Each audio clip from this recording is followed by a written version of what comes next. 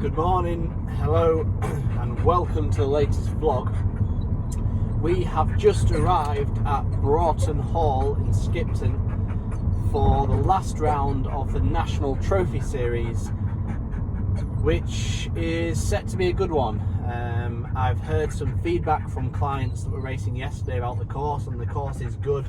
The course is very tacky and difficult in places, and there's quite a bit of elevation change.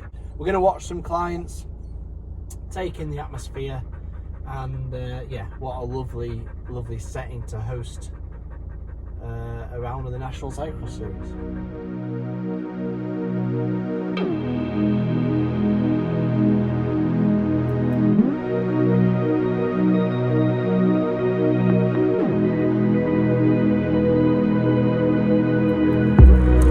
Yes, Tom?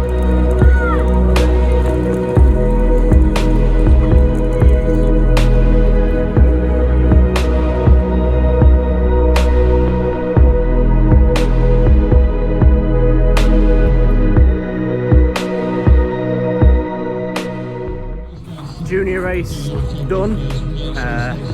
It is 10 to 1, and that means it's 10 minutes until the start of the elite women's race. One of my coached riders, Amira Miller, is racing in that race, and yeah, she is the yellow jersey leader of the points for the National Series. Yeah, she's had a few weeks out due to a positive COVID test recently, and yeah, but so she might be on the back foot a little bit. We'll see what she can do.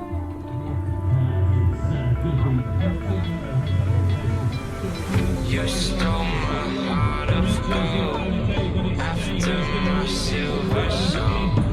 Can you dig any deeper now? I gave you all I own, put you on this golden road, but I'm a little stronger now. Well, Amira, well done.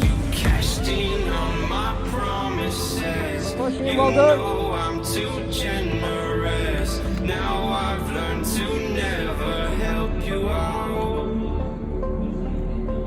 'cause I'm done cleaning up your mess.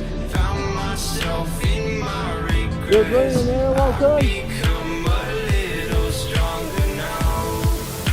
A little stronger now.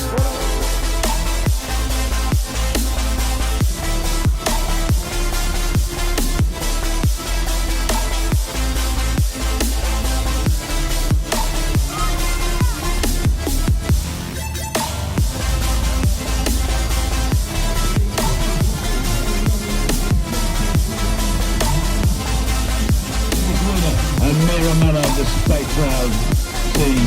Casting on my promises. You know I'm too generous. Now I've learned to never. So what are some key attributes to being a good cross rider? Well, firstly, you need to be able to handle a bike. What I mean by that is more than being able to get around it and not crash.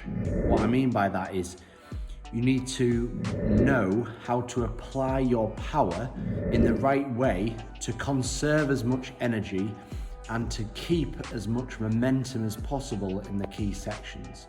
You need to be able to be constantly evaluating the course and selecting the right gear, the right cadence, the right line choices, and knowing where to put the effort in and where to back it off in order to get from A to B as quickly but as efficiently as possible. Along with technique, the other thing that you need to be very good at is being able to dismount and remount the bike efficiently and effectively.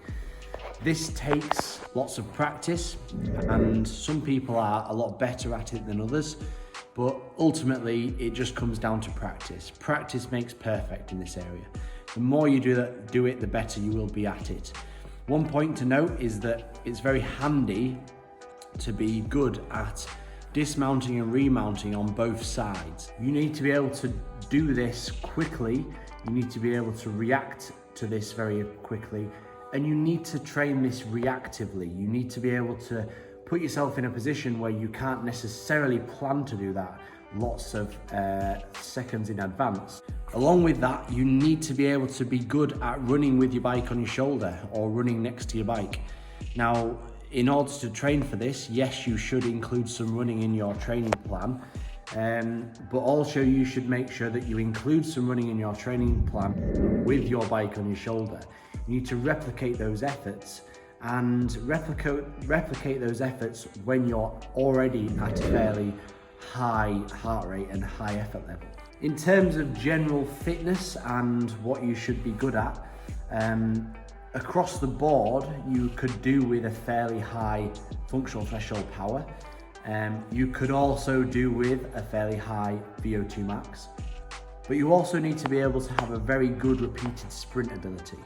So when you look at the cyclocross power profile, the majority of things that you'll see is you'll see an effort which is around threshold, but then repeated bouts of sprints for between 20 seconds and 60 seconds, which go way above and beyond threshold.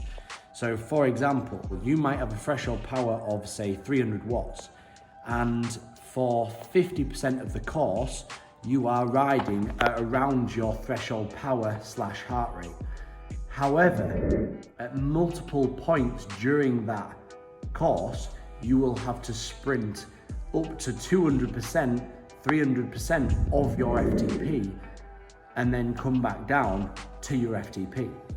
So training around threshold is great, but you need to be able to dip way out of it and then come back and recover at around threshold.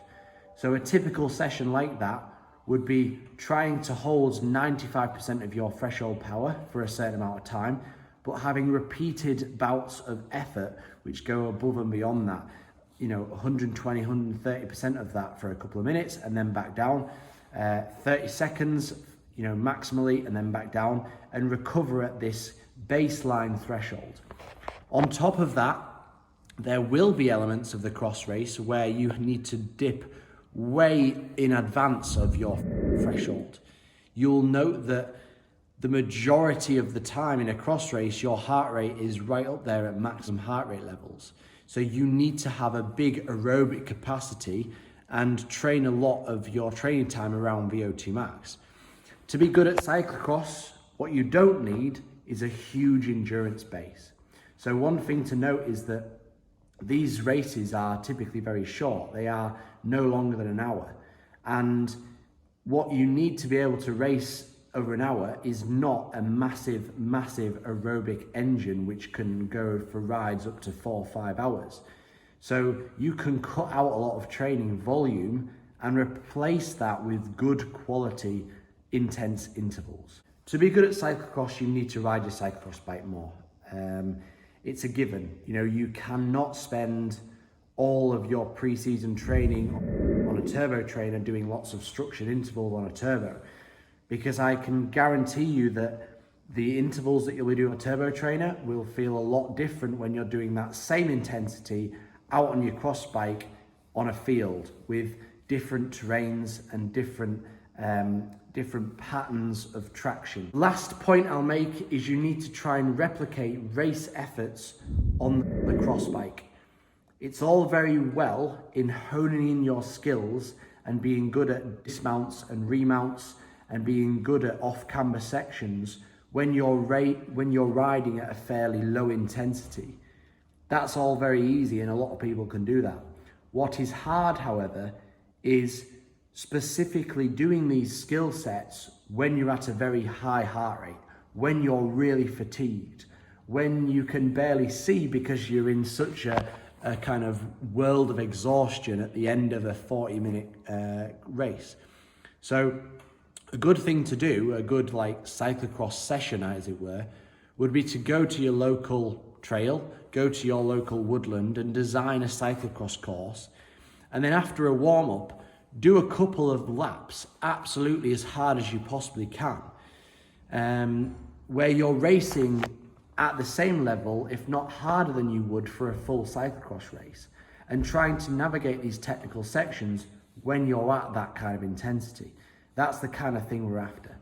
Hopefully today's video gave you a bit of an insight into what a cyclocross event is like and how best to train it, this kind of skill sets that you need to be able to perform well in cyclocross. The season's nearly over now, but for anyone who is looking to perform well in next year's season, get in touch and we'll have a little chat about your training plan and your preparation for next year's season. Until next time, thank you very much for watching and see you again.